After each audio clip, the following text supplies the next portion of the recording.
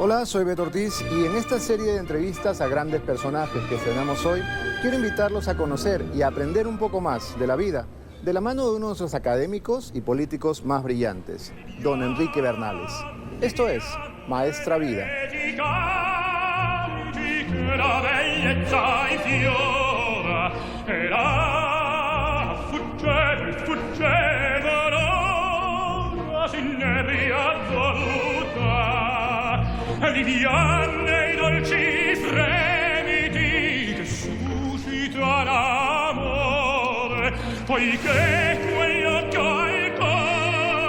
Yo he vivido en barrios altos, pero en barrios altos vivían muy buenas familias que todas emigraron después. Pero al costado, cercanos a estas casonas, habían los callejones antiguos, callejones de la época colonial. Las empleadas vivían en los callejones, pero sus hijos iban y por lo general almorzaban en casa. La cocina tenía una mesa grande donde todos comíamos juntos.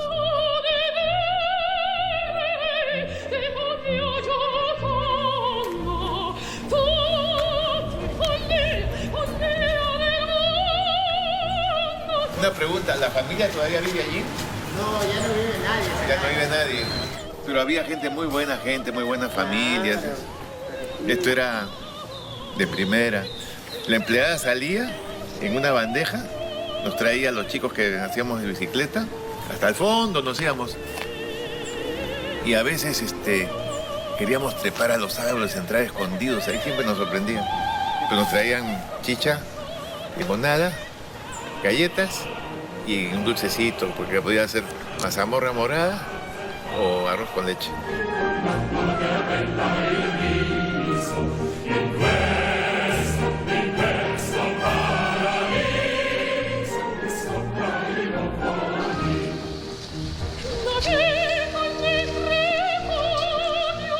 Qué recuerdos.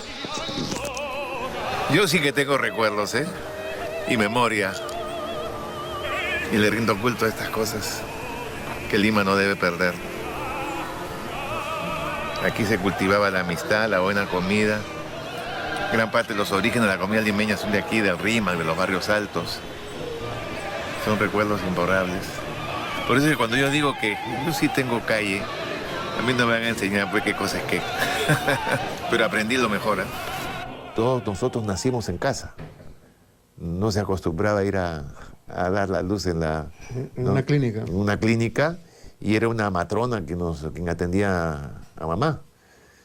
Pero la casa, que era bastante grande, necesitaba muchos empleados. Y se solía tener muchos empleados para la cocina, para la lavandería. ¿Cuántos había en tu casa? En mi casa habían como 5, 6, incluyendo el chofer de mi padre.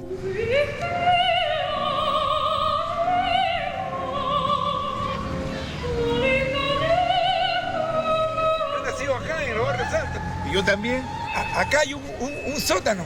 Sí. Está en la misma entrada de la iglesia. Yo aprendí catequesis y cantaba en el coro de los padres, las padres carmelitas. ¿Usted se acuerda del padre Ricardo? Ricardo, todos eran vascos. Acá me bautizaron, ¿viste? La primera comunión, que tenía terno, le daban terno, ¿verdad? Le daban terno. O sea, usted se ha bañado en la piscina, acá en la piscina. No me dejaban. ¿Por qué? Acá había una piscina. Claro, para los niños, ¿ves? Ahora en agosto es la fiesta de la patrona. Ya este domingo. Este domingo hay que ir, hay que ir. Uy, la jarana de que el 15 de julio con bailoteo y todo. Ya está ya la cerveza, va el cachita, todo. Hasta luego. Ya, señor. Felicidades, cuídese. A las 6 de la mañana, cuando sacan a la Virgen del convento, muchos de los que están borrachines y que son amigos de la hermandad piden cargar a la Virgen. Entonces cargan a la Virgen y la Virgen se bambolea un poquito, ¿no? Porque no lleva muy bien el paso. Listo. Enrique Martín Bernales Ballesteros, limeño, 77 años.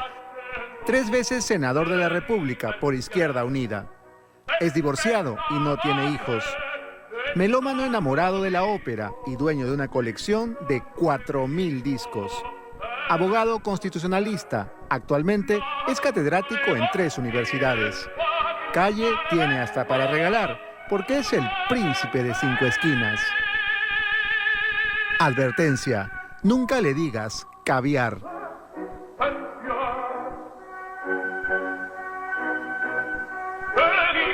¿Qué o quién es el amor de tu vida? Tengo un conflicto de, no diré de pasiones, sino de amores. Es mi madre y una novia francesa con la cual quise casarme, y más pudo el Perú que la presión familiar que exigía que aceptaban el matrimonio si es que yo me iba a vivir a Francia. ¿Qué fue lo mejor que te dio París? Me dio un gran amor. La chica, más tarde mujer, con la cual yo aprendí francés. ¿Es innombrable o podemos decir No, quién? se llama Martín, Ajá. Martín Simón. Desgraciadamente hace 3 años murió, pero siempre la amé y en el recuerdo la sigo amando. Desgraciadamente, yo nunca pude hacer una síntesis del amor y la academia. Y esos son parte de mis problemas. Y no tengo ninguna vergüenza en decirlo. ¿Que tenías que escoger entre lo uno y lo otro? Es que a veces hay ciertas incompatibilidades entre el mundo académico que te exige tiempo, es absorbente, cuando tienes que presentar un informe, hacer una investigación, viajar, entrevistar, y la mujer queda sola, ¿no? Y quiere otra cosa, quiere más compañía, más presencia. Pero es que la vida no está en los libros, Enrique.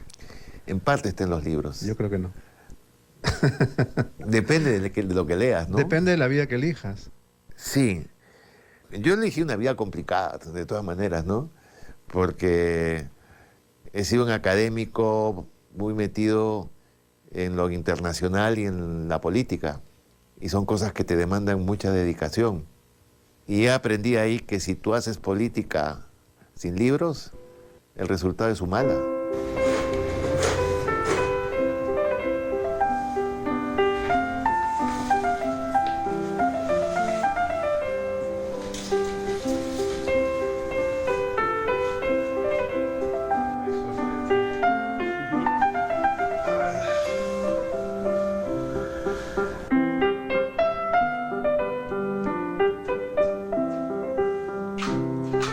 Cuando llegó el sectarismo a Izquierda Unida, fue en su primer congreso, no aceptaban algunos grupos ya más identificados con el marxismo-leninismo, lo que Barrantes quería, ¿no? Que se inscribieran a los independientes.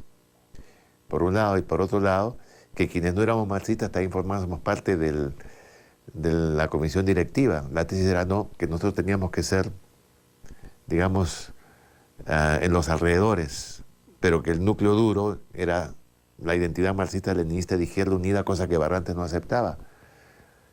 Ahí se dividió Izquierda Unida y yo tengo que decir con toda claridad que ahí murió la izquierda en el Perú. Lo que ha venido después es cualquier cosa menos izquierda. ¿Murió o la mataron? Bueno, la mataron. La mató el celtarismo. Y se perdió el 30% del electorado. Una lástima. ¿Y no contribuyó con esa muerte Sendero o Fujimori o ambos? Sendero nos debilitó muchísimo. Sendero mató a muchos dirigentes, nos declaró la guerra en Puno, hizo barbaridad y media. Hubo al comienzo, sobre todo en Patria Roja, una cierta ambigüedad, porque claro, si se presentaban en la Plaza San Martín con un fusil de teatro, diciendo que el poder nace del fusil, les costaba admitir que el fusil lo tenían los otros, ¿no? Pero no tenían el fusil, tenían la bomba, tenían el ANFO, tenían la destrucción del país, ¿no? Tú has dicho que Fujimori instauró un populismo corruptor. ¿A Sí. qué te refieres con esa noción? En primer lugar, decirte que nosotros en Izquierda Unida, el año 90, tomamos la opción de apoyar a Fujimori porque la candidatura de Vargas Llosa nos parecía de un liberalismo extremo. ¿Se arrepienten? Yo he tenido más amistad con Mario después, ¿no? Ahora, no es fácil en la relación humana, es muy simpático, pero cuando tú tocas ciertos temas o ciertas ideas, es de un radicalismo de derecha tremendo, ¿no? Que tú tienes que cambiar el tema en la conversación para no terminar peleando, ¿no? Lo respeto y lo admiro, pero no en política. y he trabajado con él en la comisión del lugar de la memoria, llevándonos bien, ¿no? En todo lo que no es política, tú puedes aprender mucho de Mario. ¿Hubiera sido mejor o no hubiera sido mejor para el Perú que ganara Vargas Llosa en vez de Fujimori? Tengo mis dudas. Tengo mis dudas porque había muy buena gente en Fredemo, eso, qué duda cabe. En ambos, ¿no? Porque con Fujimori estuvo Ugarteche, estuvo... Sí. Lo que pasa es que yo no sé si Mario hubiese tenido la amplitud de convocar, ¿no es cierto? Aparentemente Fujimori sí, y nosotros tuvimos hasta ministros, ¿no? Gloria Helfer, Sánchez Albavera, Carlitos Amat, ¿no? Yo fui elegido vicepresidente del Congreso. Fujimori me llamaba a Palacio. Yo tenía conversación con él. ¿Qué tipo de temas te consultaba? Era un caso muy especial. Yo estaba acostumbrado a tener una interlocución muy fluida. Y con Fujimori me decía, quiero que me hable sobre el senderismo. Entonces yo comenzaba a hablar, le abrí una libretita y comenzaba a apuntar. Apuntaba. ¿Qué preguntas tan abiertas? ¿No? Después movía la cabeza y decía, ¿y qué piensa de...? Yo hablaba, y eso podía demorar 1 hora, 2 horas. Pero era más una charla que digamos, un monólogo. Sí, en un monólogo, pero no había hostilidad, sino había un estilo que no era el mío y que me costaba la comunicación. Pero un detalle interesante es varias veces después del golpe, yo me he cruzado con Fujimori en el CAE, donde dictaba clases, y a veces él iba por ahí. Me decía, senador, ¿cómo le va? Y yo decía, senador, ¿qué fui? Claro, porque él había terminado con el Senado. Claro, pero me decía a mí senador, todavía, ¿no? Bueno, mucha gente me sigue diciendo senador, pero hasta ya hoy. de cariño, sí. Esta es mi primera juramentación, la de 1980. ¿Quién me toma el juramento? Oscar Treyes. Y a este lado, ¿quién está? Mario Polar Ugarteche. Estos son ya intervenciones mías en el Senado. Esta es una foto sumamente interesante. ¿Quién me visita en mi escaño de senador? ¿Quién es? Ramiro Prialé. La otra gran tara que todavía sobrellevamos es el racismo. Baños para empleadas, ¿no? Por ejemplo, playas privadas donde determinadas personas no pueden entrar, ni siquiera con mandil de mucama. ¿Cómo acabar con eso, Enrique? Cuando nos sinceremos todos. Yo creo que decir que el racismo en el Perú viene solamente de un sector social es decir una verdad a medias. Yo he vivido en barrios altos. Yo sé cómo un negro insulta a un indio y un indio insulta a un negro. Y eso también es racismo. Entonces, yo creo que no hay integración. No hay integración. El blanco está más dispuesto a aceptar a un negro en tu casa que a un indio, a un indígena.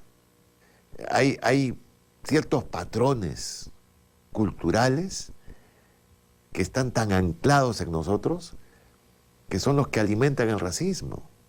Pero repito, no es solamente una clase que se siente directamente heredera de los europeos, porque en el Perú poquísimos son los que descienden de europeos exclusivamente, sino que confunden el color de la piel con la raza.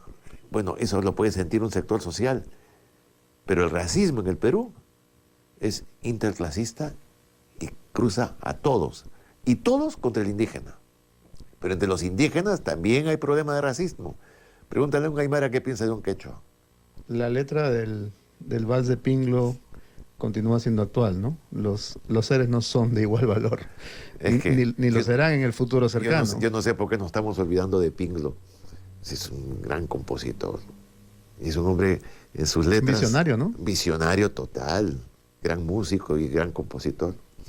Estaba pensando cuando se ponen estos letreros, por ejemplo, ¿no? El establecimiento se reserva el derecho de admisión. o cuando se postula a determinado niño a un colegio y dentro de los requisitos está saber de qué clubes son socios los padres, ¿no? Todos estos rezagos de una aristocracia imaginaria ya, ¿no? En parte porque también ahora se sustituye eso por la cuota inicial del ingreso. Entonces, si tú tienes que pagar 50.000 soles o 60.000 soles para que tu hijo ingrese a tal o cual colegio, ya está fuera, pues, Pero la plata blanquea, ¿no? cuando se tiene. Y la Cuando se plata tiene. también te Cuando se permite- tiene, pero cuando se tiene a veces se tiene mala vida porque ahí está el lavado. Pero a mucha gente eso no le preocupa tanto, ¿no? Porque mira las listas del Congreso. Y no solamente las listas del Congreso, ¿no? Lavar dinero en el Perú ya es una práctica muy consentida. ¿Socialmente aceptada? Es una investigación que me gustaría hacer. Yo creo que en parte sí. Creo que en parte sí. Los auténticos conservadores todavía tienen el sentido de la dignidad personal. No pueden salvar al Perú, pero rechazan determinados patrones de comportamiento que lo que se llama hoy en día la clase emergente, que sobre todo es la clase media, por tener un Audi, lo que sea. Aunque sea ajeno. Eso decían las abuelas, ¿no? Tuyo o ajeno procura que no te falte. Qué sabiduría, ¿no? Pero qué terrible al mismo tiempo. Y de hecho, ese ha sido un factor que también ha llenado de chusma la política. Porque entonces si tú tienes la cuota para entrar ya no a mi colegio, sino a mi lista, te admito así seas un débil mental o un analfabeto funcional. Bueno, es que esto sucede en sociedades en que la corrupción comienza por el concepto de la plata manda. Eso aparentemente parecería que hace bajar el racismo, ¿no es cierto? No lo baja. En el fondo siguen pensando que es un cholo de M, pero tiene plata. La base de una relación social no es la aceptación ni la integración, sino la hipocresía. Es peor. Que es peor, claro que es peor. Nos quedamos con la sinceridad del racismo entonces. Porque si hay que coger esa hipocresía es mucho más tóxica, ¿no? Mira, si mi padre viviera diría, yo sí fui un clase media auténtico. La clase media nueva me da pena. Son consumistas. Y la culpa de ese consumismo la tienen las universidades de porquería que se han multiplicado en el Perú. ¿Por qué? Porque te regalan títulos y no aprendes nada. Pero entonces, ¿qué es lo que están produciendo? Lo que antes se llamaba cholo barato, pues. Pero ese cholo barato tiene un sentido de ahorro, ¿no? De acumulación de capital, de invertir, de comprarse su terrenito, ¿no? Mejorar su raza buscándose una blanquita, etcétera, etcétera, etcétera, ¿no? ¿Y cuál es su ideal? Tener un buen carro, hacer su viaje de vacaciones fuera del Perú y comprarse una casita en Asia, pues. Ya está. Ya son felices. Codearse con los que la llevan, ¿no? No se codean, le llegan con la justa aquí nomás. My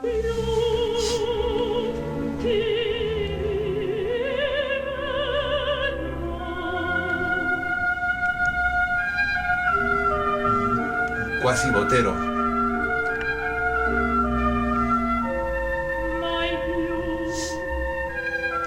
Si vamos al tema del matrimonio igualitario y las parejas del mismo género, Bueno, eso ya eso está olvídate. años luz, ¿no? Pero en Chile ya se aprobó, creo. Pero O en Argentina. Pero Chile está como a 10 años luz, ¿no? Es una lástima. Se estima que en el mundo hay alrededor de 800 millones de personas, 800, ¿no? Millones de personas que o son transexuales, o son homosexuales, o son lesbianas, que lo vamos a tirar al mar, lo vamos a ahogar. Esa gente produce, esa gente son seres humanos, tienen dignidad, tienen capacidad de amar. Entonces, no entiendo. Y derechos, ¿no? Tienen derechos, pues son seres humanos. Pagamos impuestos. Trabajan. Claro. Y a veces han producido las cosas más bellas de la humanidad en el arte, en la cultura, en la literatura. Quizás si sacamos un porcentaje en la pintura, en la literatura, en la música, no sé si es casi mitad-mitad. ¿Eh? Porque esas personas tienen un grado de sensibilidad, de comprensión de sentimientos que a veces el heterosexual no tiene. Eso hay que verlo en la pintura, por ejemplo. Si tú analizas los rostros de los pintores del Renacimiento, ahí vas a leer muchas cosas, porque expresan a través de su pintura, de su arte, sus propios sentimientos. Además porque los primeros nombres que te vienen a la mente corresponden a ese grupo. Sí, pues. Miguel Ángel, Leonardo da Vinci. Claro. Los primeros nombres que te vienen a la cabeza están en el equipo. Bueno, pero todos hemos leído eso. Si queremos culturizarnos, ¿no es cierto? Es imposible que no te sensibilices mirando una pintura de Rafael o de... Caravaggio. ¿cómo se llama? El Caravaggio, que era más loco que una cabra, ¿no? Sí, claro. En fin, hay cosas que hay que aprender. Yo aprendí mucho de leer la pintura. Hay que leerla, hay que interpretarla. Y en la ¿no? música también, ¿no? Ah, no, en la música no te digo nada. Tchaikovsky también era más loco que una cabra. Sí, Tchaikovsky era bastante loco, ¿no? Y terminó muy mal.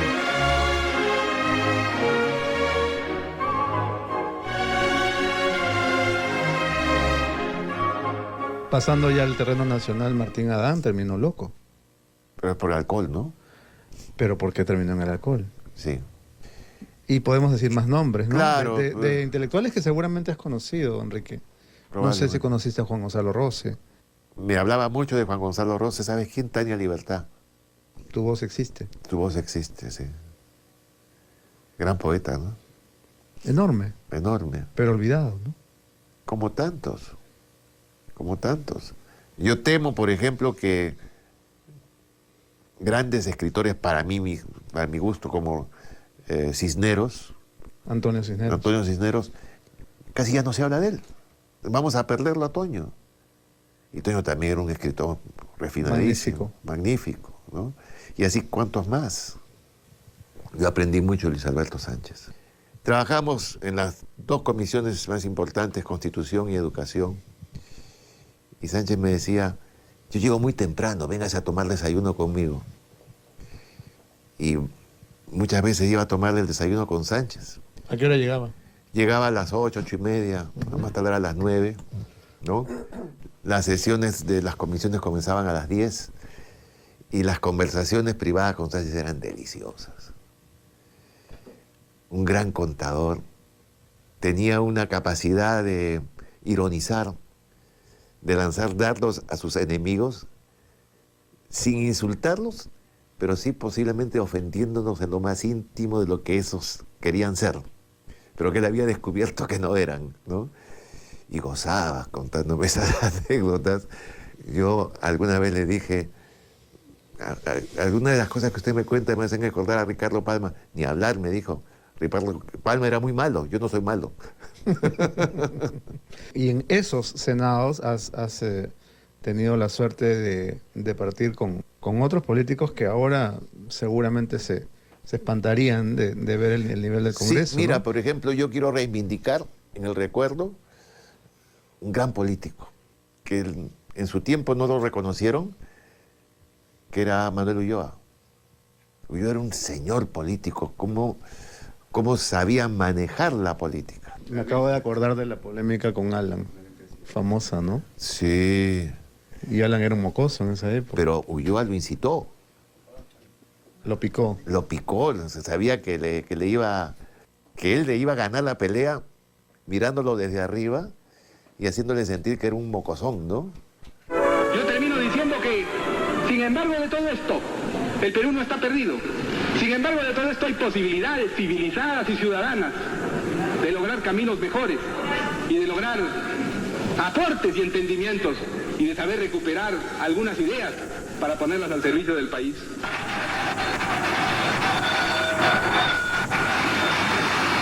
Puede hacer uso de la palabra el señor presidente del Consejo de Ministros. Señor presidente, el diputado García ha dicho, por ejemplo, que cualquier país puede conseguir crédito en el mercado internacional hoy día. Pues sucede que ni México, ni Venezuela, ni Argentina pueden conseguir un centavo. El mercado internacional se ha cerrado a los países latinoamericanos como consecuencia que deben 300.000 millones de dólares al sistema bancario internacional. Y lo único que me hace pensar de que el diputado García o yo estamos limitados es que leí hace poco en una entrevista que le hicieron en un diario que según él a él y a todos nosotros solo nos funciona el 20% del cerebro. Entonces, claro, si en este caso a él le funciona el 20% del cerebro, yo me pregunto si a lo mejor a mí también me funcionó solamente el 20% del cerebro en la exposición, y ni él me entendió ni yo lo entiendo ahora. Alguna vez hace como 2 décadas, en una entrevista con Alan García, le pregunté cuánto le afectó a Víctor Raúl Haya de la Torre la leyenda de que era homosexual, y me dijo que mucho porque lo caricaturizaban y él se sentía muy mal. ¿Alguna vez te pasó eso también? A mí. Ya volvemos con nuevas y sorprendentes confesiones de Enrique Bernales, aquí en Maestra Vida.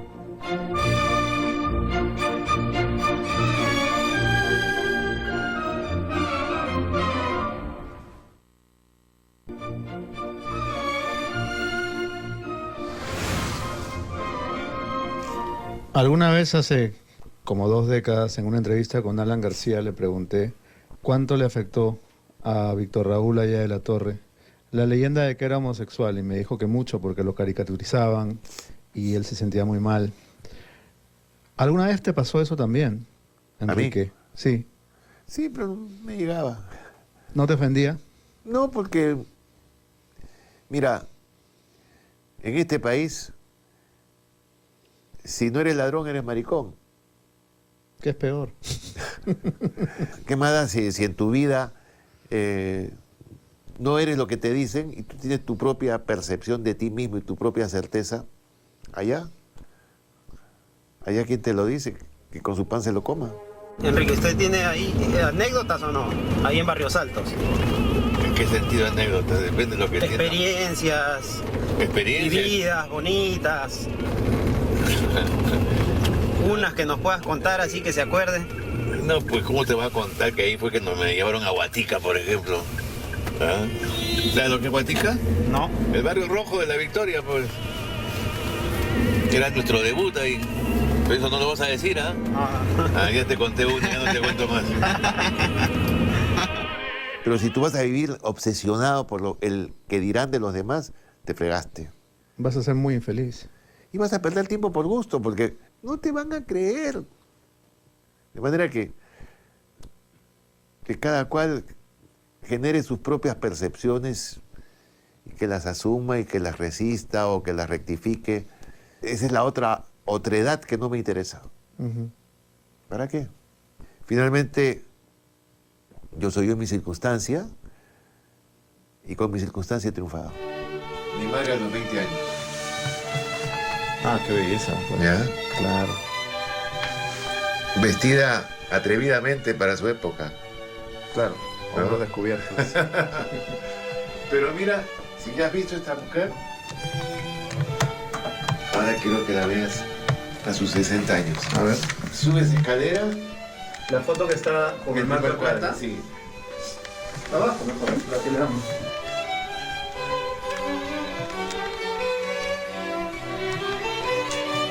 ¿Te das cuenta el cambio? Sí, claro, pues, pero distinguida. ¿Ah? Aquí están los 60. 60. ¿Y tú tenías ahí cuántos? 60. Yo tenía 30. 30 años. Mi madre era hija de campesinos españoles que vinieron muy pobres y que llegaron al Perú, según parece, por equivocación, porque en realidad no solamente eran pobres, seguramente eran analfabetos. Mi padre era un señorito limeño, ¿no es cierto? Hijo de el coronel Lorenzo Bernales de las Casas. Mi padre tenía 40 años, mi madre 18. La vio, se enamoró, la pidió, se la dieron y se la trajo. En esa época los hombres pedían a las novias como quien va de compras, ¿no? Era la costumbre, porque las mujeres eran educadas para eso. Y según a mi propio padre nos contaba, porque tenía algunas tías, ¿no?, que no lograron encontrar marido. Y la opción fue convento. Mi madre solamente tuvo primaria, como las mujeres de la época. Pero mi padre la reeducó, la convirtió en una mujer de modales refinados, le puso profesora de piano, le afinó la voz. Cuando yo veo las fotos de mi madre joven y la comparo con la mujer que yo conocí ya después de 40, 50 años, la verdad, mi madre fue siempre una mujer bonita, pero en su madurez ya no era bonita, era bellísima. Mi padre era muy aficionado a la ópera, tenían como todas las familias limeñas su palco en el municipal. Mi madre iba de vestido largo y nosotros la esperábamos que saliese, eran mis hermanos, mis primas, mis primos, y la aplaudíamos como si fuese una concursante de belleza. Una diva. Una diva. Además, siendo una mujer muy bella, muy educada y muy refinada, una mujer de mucho carácter, ¿no? Con mi madre recibido de doctor, cuando ya yo llegué a Lima, mis padres me hicieron una fiesta de recepción. Y ahí estoy con mi madre.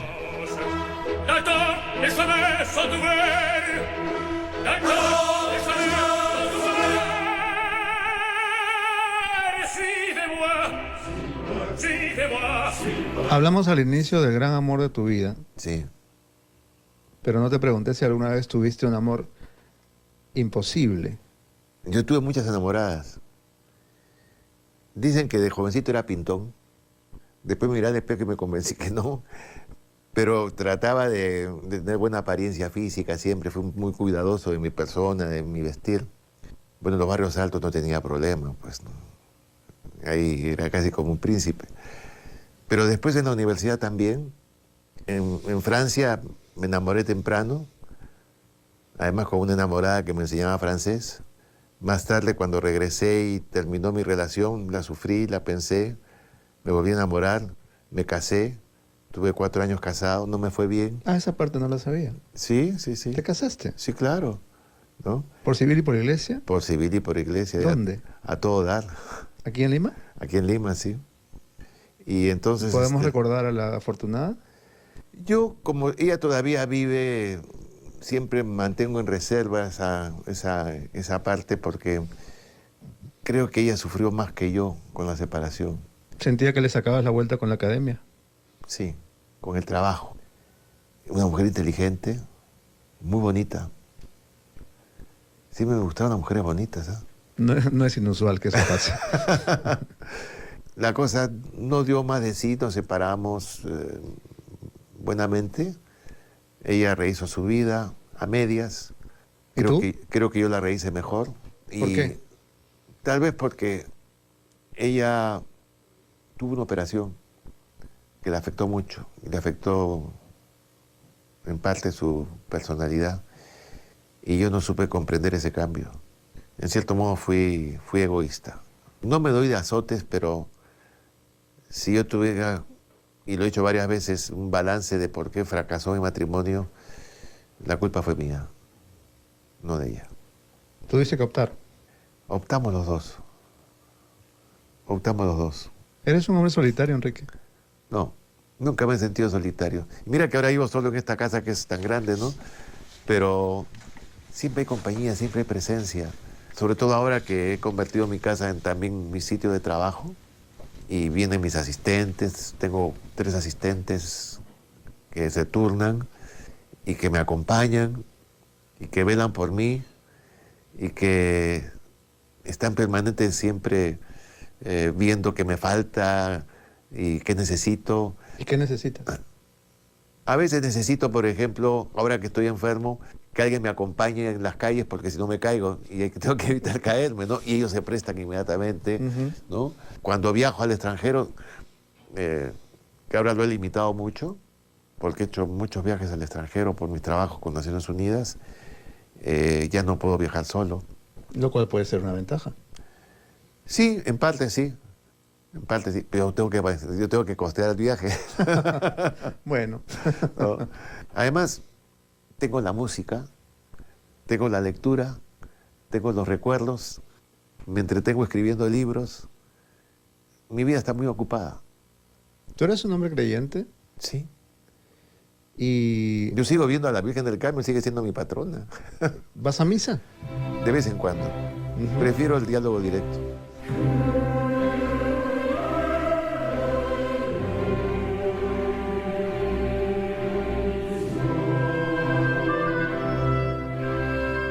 poder visitar la iglesia de mi patrona, la Virgen del Carmen, y lo que yo podría considerar casi una gracia de ella. La iglesia estaba cerrada, tocamos la puerta, nos la abrieron. Gracias. ¿Y se ha casado mi padre, señor Hernández? Sí, yo lo conocía. Me permitieron entrar, prendieron el altar mayor y le pude rezar con una íntima convicción, estando solo ella y yo, para decirle de mi fe, de mi amor, de mi esperanza, de su ayuda para que me cure de la enfermedad que estoy sufriendo.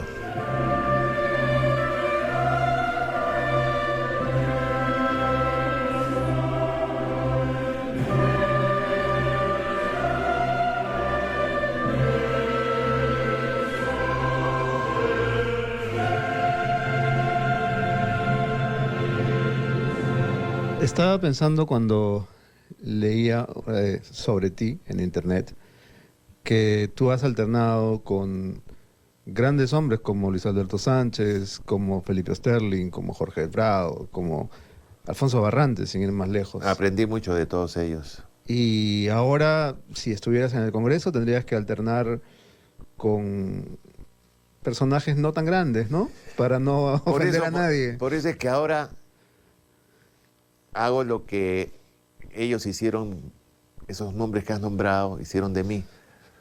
Me enseñaron. Ahora yo enseño. La docencia podía ser una forma de inmortalidad porque los escritores de algún modo siguen viviendo en sus lectores, los músicos en sus oyentes, y si uno deja una semilla en cada alumno, quizás podríamos tener esa ilusión. Es que la experiencia de la docencia, por lo menos tal como yo la siento y tal como yo la vivo, y la influencia que en mí tuvo Luis Jaime Cisneros, es ser profesor, pero sé también amigo de tus alumnos. No le pongas distancia. No te sientas el catedrático. Y ten la capacidad de, si ves que una alumna o un alumno, por la cara que tiene, ha llegado en problemado, llamarlo a tu oficina y decirle, ¿tienes algo? ¿Te pasa algo? ¿Te puedo ayudar en algo? Y cuando esa persona se te abre y te cuenta sus problemas, ahí te sientes o percibes lo humano, lo intensamente rico que es tratar de ser un buen profesor. Pero el buen profesor es el que ama a sus alumnos. Y es un amor totalmente altruista, ¿no? Sí, ya lo creo que sí, porque luego se van, ¿no? Sí, se van, pero de ahí salen los discípulos. De ahí salen los que dicen, yo quiero trabajar con Luis Jaime, yo quiero trabajar con Honorio Ferrero, con Luis Alberto Sánchez, yo quiero trabajar con Bernales, y no me puedo quejar, no me puedo quejar. Una de las experiencias más hermosas que yo he tenido es cuando fui elegido senador y nos dieron la opción, claro, yo estaba en el PSR, ¿no? Y todos los senadores izquierdistas habían llevado a su gente, que eran militantes partidarios. Yo no llevé a ninguno. Fui y busqué cuáles habían sido mis mejores alumnos en mis clases de historia social, en mis clases de análisis político, y con ellos formé mi grupo de trabajo. O sea, yo prolongué mi vida universitaria en el Senado. Por eso te decían el académico. El académico. Y uno que no voy a mencionar su nombre me dijo, oye, era de Acción Popular, qué bonito hablas, ¿no? Pero no te entiendo nada.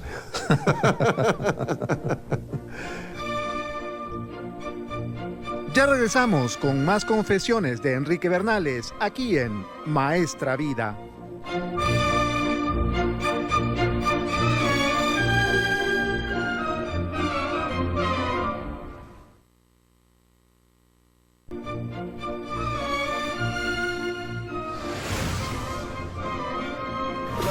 Este debió ser un país tan rico como Venezuela o como Colombia.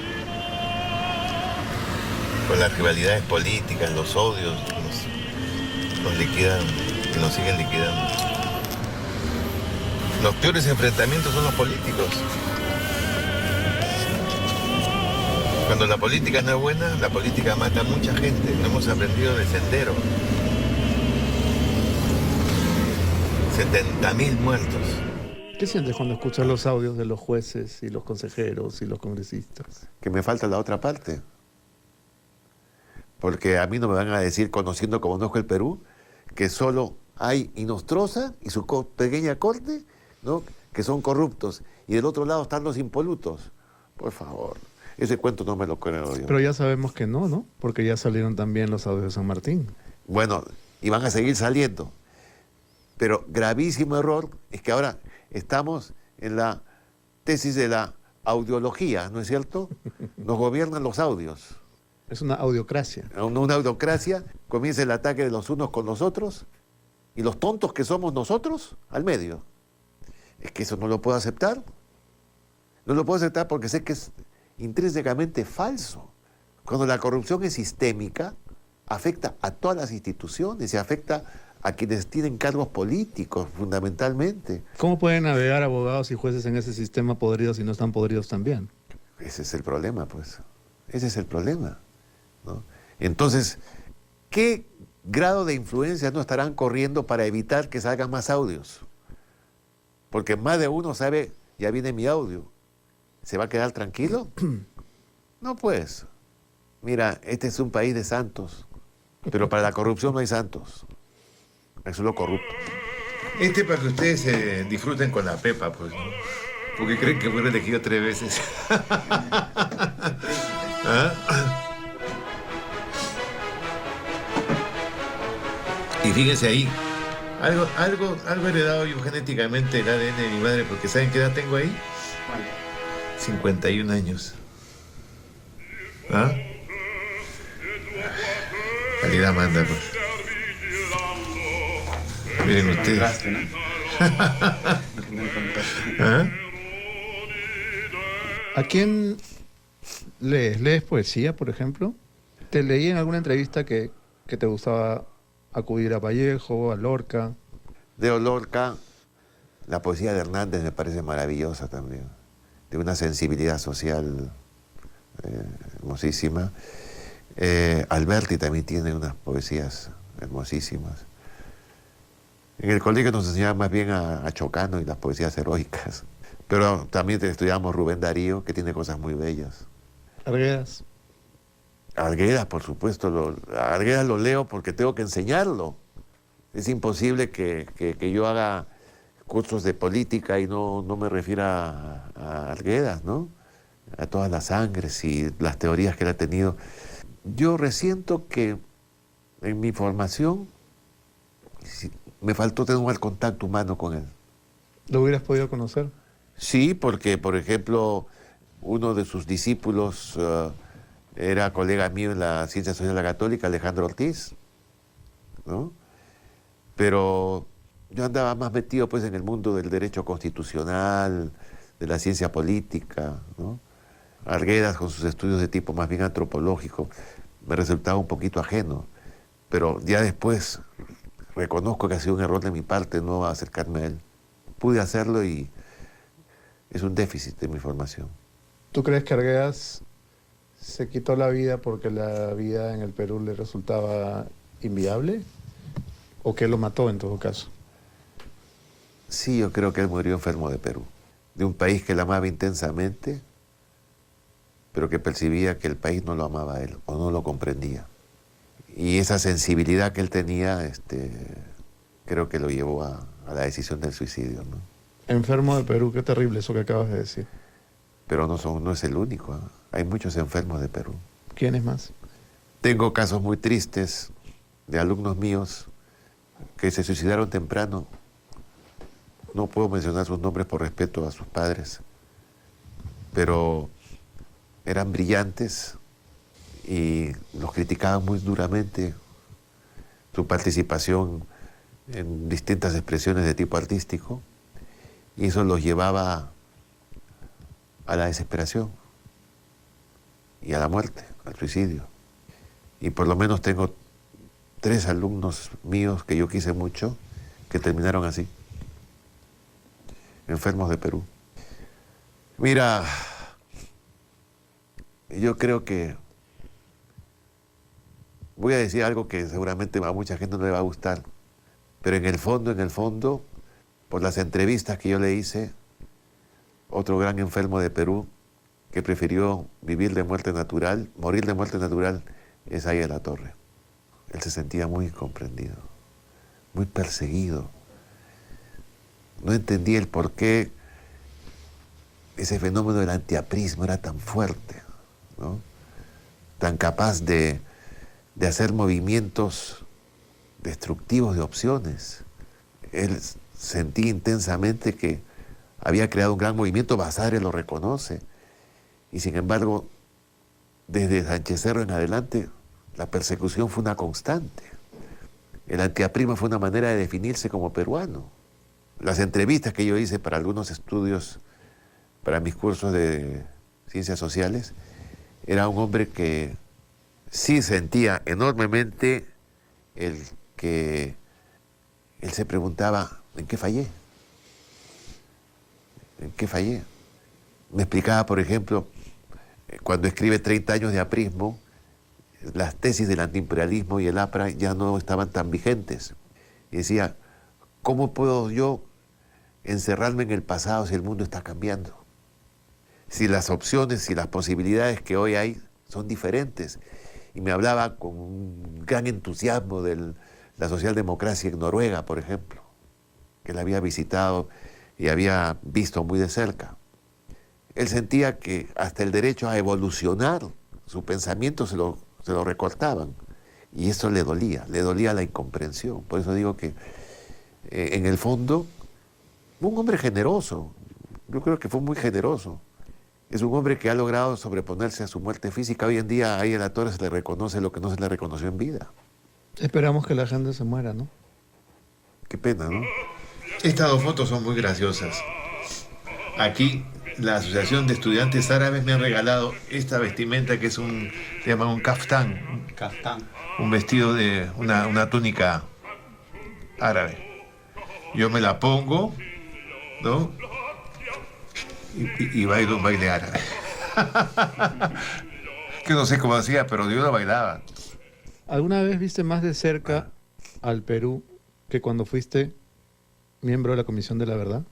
Mira, yo llegué a la Comisión de la Verdad después de haber hecho 3 viajes casi por todo el Perú, en cada una de mis candidaturas. Y cuando el Senado tuvo a bien nombrarme presidente de una comisión de estudios de causas de la violencia, eso ya me dio una expertise de cuáles eran los problemas que tenía que estudiar. Y creo que se conformó un excelente grupo de trabajo. Y lo primero que hicimos en la Comisión de la Verdad es admitir que el problema era tan complejo y tan denso que necesitábamos mucha ayuda. Y la recibimos. Se podría decir que fueron varios cientos de intelectuales de todas las profesiones, de todas las carreras, de todas las capacidades investigatorias del país que nos ayudaron.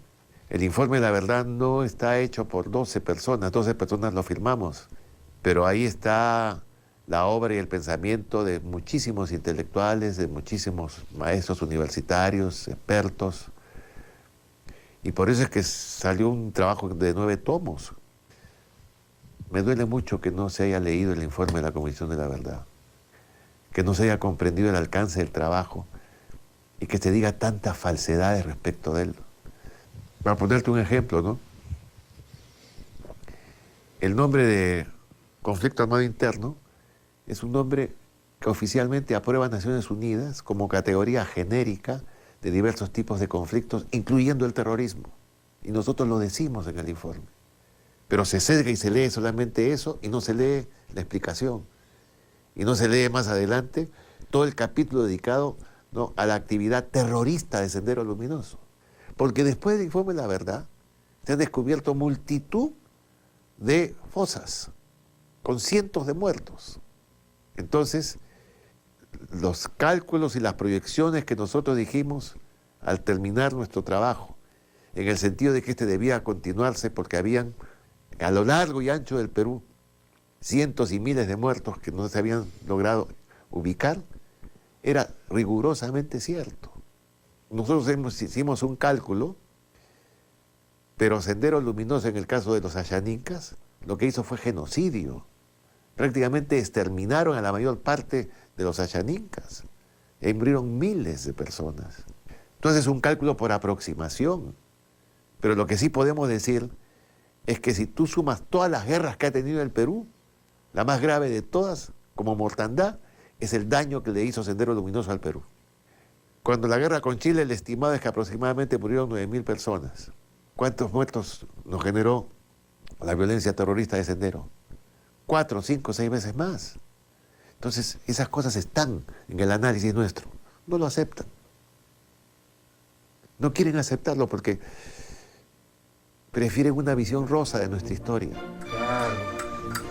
Y esta foto la Al tienes ahí regresar, todavía. más confesiones de Enrique Sí, claro. Bernales, Sí, aquí papá. en Maestra Vida. Claro, pues.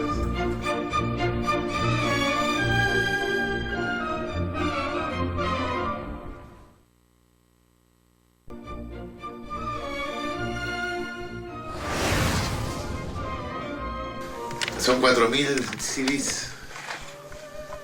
Más de 4.000, abajo también tengo más. Bueno, pero es que también pues, con todos los cargos internacionales que he tenido, he ido comprando, ¿ves? Trayendo cosas que no se ven. En Lima se vende muy poco CD. Sí. Y aquí abajo tengo los discos antiguos. Los de vinilo. Ajá. ¿Ves? ¿Cuál tiene ahí de uno de oro? ¿Ah? Que considere uno que es de oro, así. Los de los Beatles, pues, que se han reproducido casi todos. Casi. Jazz también. Adele. Es una cantante fabulosa. Espectacular, ¿no? Sí. Ah, también le gusta Radiohead. Como buen melómano. Hay que escuchar todas las músicas. Pero, ¿su pasión cuál es? La ópera. Y la música que, obviamente, ante este océano de discos, es una parte fundamental en tu vida. Has dicho que quieres que te acompañe incluso en la hora final. Sí. Te he leído esa declaración. Sí. Espero que cuando me llegue la hora haya por lo menos buena música. Buena música, exactamente, sí. Claro, porque uno tiene sus pasiones. Ayer, por ejemplo, he gozado como loco viendo a la Netrebko, una gran cantante. Que es una soprano, ¿no? Una soprano bellísima, rusa, con una gracia, una capacidad de conquistar, diva como ella sola.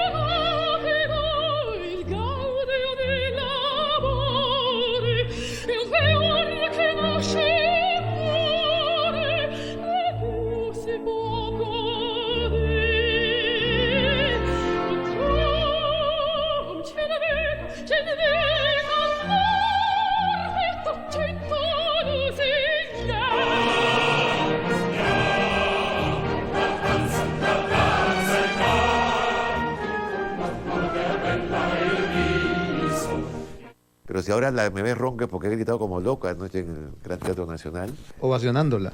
Claro, y pidiendo bices. ¿Qué se grita en la ópera? A las mujeres le dicen brava, Ajá. ¿no? Y a los hombres bravo. El teatro estaba que rebotaba de gente y todo el mundo enloquecido porque no siempre tenemos la facilidad de ver artistas que están en pleno éxito, que están en la cúspide de su desarrollo profesional. Y bueno, ha sido una suerte. ¿Le tienes miedo a la muerte, Enrique? Mentiría si dijese que no le tengo miedo a la muerte, pero no es un pensamiento que me embargue, porque tengo fe. Los médicos me están diciendo que hasta ahora el tratamiento contra el cáncer va bien, que a pesar de que ya tengo bastantes años de vida, si sigo así, sobre todo si mi ánimo se mantiene fuerte y sólido, puedo perfectamente, al centenario puedo llegar, por de pronto, ¿no? Bicentenario. Esa es tu meta. Y si puedo más. Pero Por lo pronto, al Bicentenario. Por de pronto, sí. Así como antes se soñaba con el año 2000, ¿no? ¿Verdad, no? Pero los sueños son y a veces se hacen realidad.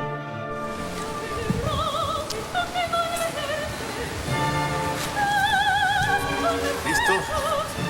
Estaba pensando, me abstraí. Se quedó pensando. Me abstraí, sí. Bueno, Ya, listo. es que esta visita da que pensar. Sí. Espero vivir hasta el Bicentenario y poder regresar para ver restaurada la Quinta Jering, que es tan hermosa. Es de las cosas más hermosas que tiene Lima. No se puede perder. Si te preguntara qué has aprendido, dame un consejo. He aprendido a respetar a las personas. Creo que eso es fundamental. Y eso lo aprendí en Barrios Altos. Mi madre me lo enseñó. A no insultar nunca a nadie. A tratar de comprender. Es muy hermoso comprenderlo, ¿no? Y muy difícil. Sé que es difícil, te toma tiempo, pero si encuentras algo que resuelva esa problemática, te llena de satisfacción. He aprendido a amar. No es fácil, es difícil, es muy difícil. Para dar la lagrimita. Ah, gracias. No estoy llorando, ¿eh? Es el cáncer. Yo soy optimista por definición. Nunca me escucharás a mí decir, cierra la puerta y vámonos. No, yo hasta en mi opción de amor decidí quedarme en el Perú y no irme a Francia, donde tenía posiblemente un gran futuro. Yo nací en el Perú, vivo en el Perú, moriré en el Perú, amo mi país y he tratado de hacer de mi vida lo mejor que he podido en favor de mi país. ¿Y el amor al Perú es correspondido, Enrique? No des amor a condición de que sea correspondido. No me parece que eso es lo mejor que tú puedas hacer. Y ahí entra pues el temperamento de cada persona y cómo procesa su amor. Hay amores que llevan al suicidio. A mí el amor me lleva a vivir más. Ahora estoy luchando por vivir más. ¿Porque te faltan hacer cosas? Siempre me faltarán hacer cosas.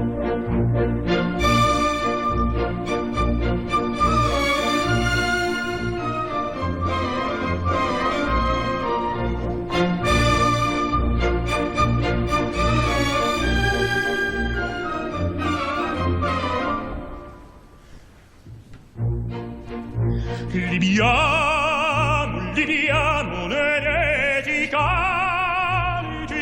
la bellezza in Tú has tenido la suerte de sentarte a escuchar a Jean-Paul Sartre o a Sí. Porras Barnechea. Sí. Y yo he tenido la suerte de conversar 2 horas con Enrique Bernales. Muchas No, te gracias. agradezco. Te agradezco mucho, Beto, y Muchas gracias decirte que por realmente recibirme. reconozco tu calidad y tu trabajo periodístico en las tantas pruebas que te has hecho a ti mismo y de las que has salido con éxito. Gracias por recibirnos en tu casa. ¿No? La tuya, la de todos ustedes.